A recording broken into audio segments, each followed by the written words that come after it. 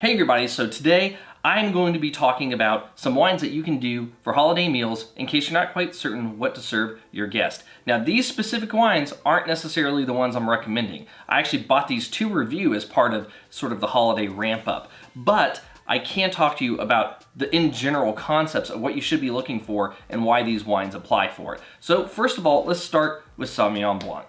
And I actually want to talk about a specific area for Sauvignon Blanc, which is California. I don't necessarily associate traditional Thanksgiving flavors with things like passion fruit. So I typically try to stay away from New Zealand Sauvignon Blancs whenever I'm pairing those types of holiday meals. I actually go with the California ones because I think it's a good cost-effective alternative between Loire Valley in France and between New Zealand and some of the other New World areas. And that's the reason why I chose California, is you kind of get a little bit of everything in the bottle and nothing's overdone, and it's just really good with food because it doesn't try to be the star of the show. It just tries to hang along for the ride. It's very chill in that California wine sort of way. So that's one of the reasons why I recommend a California Sauvignon Blanc. All right, so the next wine on the list is Chardonnay. I specifically choose Unoaked Chardonnay for me, and there's a couple reasons for that. One, my wife hates oaked Chardonnays, and I want my wife to actually have a glass of wine with dinner sometimes.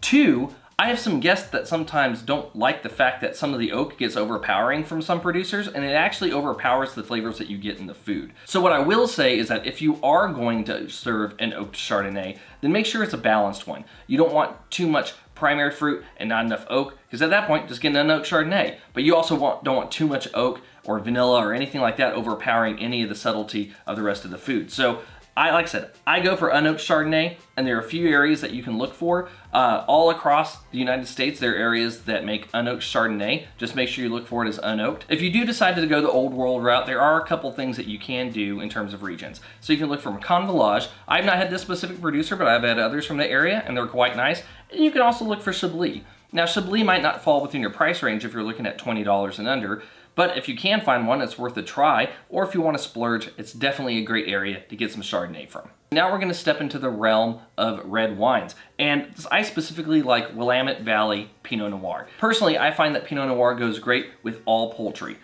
Chicken, duck, turkey. It also goes well with things that have red fruit elements like cranberry sauce.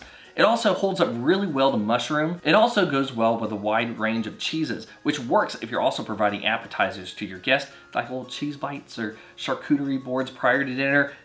Pinot Noir is a perfect pairing for it. So the other red varietal that I want to bring up is, in this case, Shiraz, but Syrah, because they're the same thing.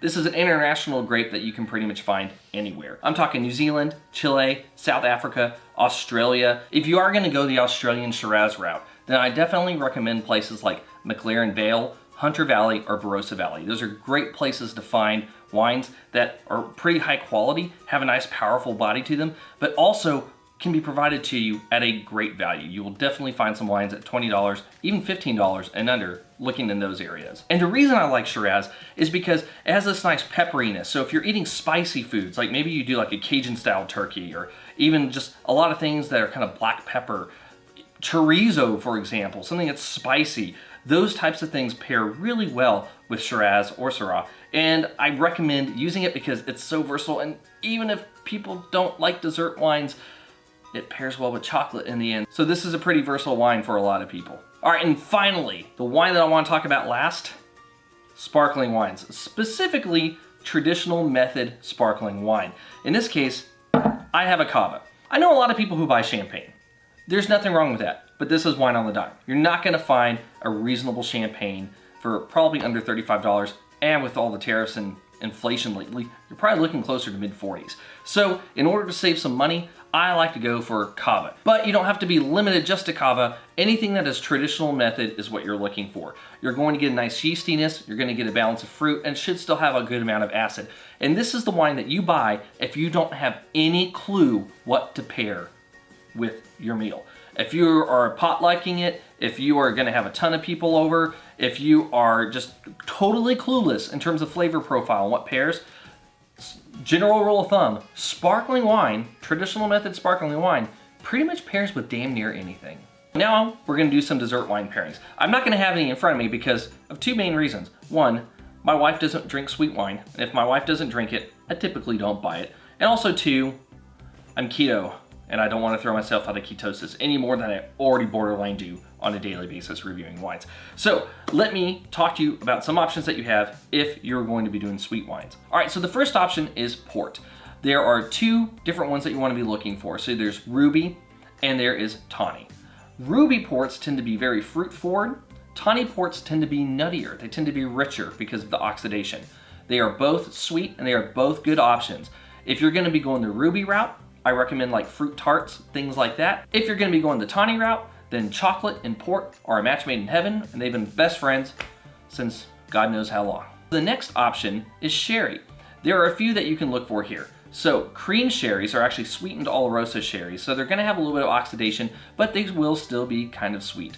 Another thing that you can go for is PX sherry. Pedro Jimenez sherry is syrupy sweet. It's actually kind of syrupy in texture as well. So if you're looking for a wine that's going to pair well with things like bread pudding or even in some cases vanilla ice cream, both of those wines will work. And if you have people who are really digging the sweet tooth, you could lean towards the PX. All right, so the next option for dessert pairings is ice wine.